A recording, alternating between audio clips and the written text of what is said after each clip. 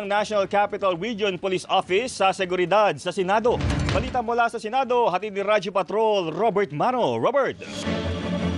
Jeffrey, iginiit ni NCRPO Chief Police Major General Anthony Aberina na patuloy nilang tinututukan ang report ng banta sa seguridad sa Senado at binigyan diin na sineseryoso at inaaral ang lahat ng banta. Sa katunayan ay mismong siya ang nag-inspeksyon sa latag ng seguridad dito sa labas ng Senado. Sabi ni Aberina, pwedeng magdagdag sila ng tauhan lalo na kung magkakaroon ng protesta.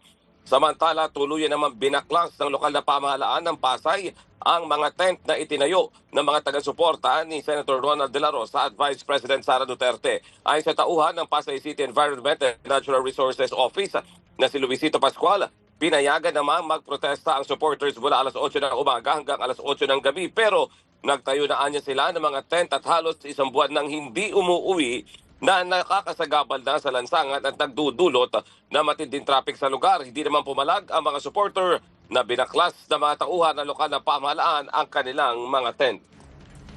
We will not take that lightly. Kung ano man yung nababasa natin sa social media, binibigyan din po natin ng pansin. Nag-adjust po tayo ng deployment at naghahanda po tayo.